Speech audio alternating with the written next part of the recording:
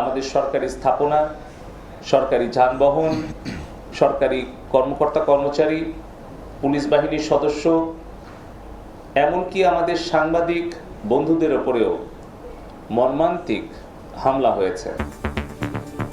BNP তো নৈতিকভাবে support দিয়েছে আন্দোলনকারীদেরকে, এবং যারা এই নির্দ্বিধায় পাইকারি অ্যারেস্ট করছেন, হোলসেল অ্যারেস্ট করছেন, ওদেরকে ছেড়ে দেওয়ার ব্যবস্থা গ্রহণ করেন। পাওয়ার কোনো উপায় নেই, কারণ এনে ভিডিও ফুটেজ আছে এবং কারো নির্দেশনা দিয়েছে, সবই আছে। দেখছিলেন প্রধান শিরোনাম। দুপুরের সময়ে সঙ্গে আছি আমি জাফর সাদিক। এবার অন্যান্য শীর্ষ সংবাদ। চলমান পরিস্থিতিতে দুশ্চিন্তায় শিক্ষার্থী অভিভাবক। 11 আগস্টের পর নতুন সূচিতে হবে এইচএসসির স্থগিত 8 পরীক্ষা। ভর্তি শেষে 6 আগস্ট থেকে শুরু একাদশের ক্লাস।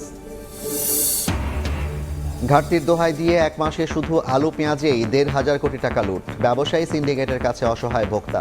মজুতদারদের বিষয়ে জানলেও নির্বিকার অধিদপ্তর। এবং বাংলাদেশ নিয়ে মমতার মন্তব্যে রাজ্য কেন্দ্রের সম্পর্কে টানাপোড়েন। পশ্চিমবঙ্গ মুখ্যমন্ত্রী বললেন, তিস্তা গঙ্গা নিয়ে আলোচনার সময় বিদেশ নীতি মনে থাকে না বিজেপির।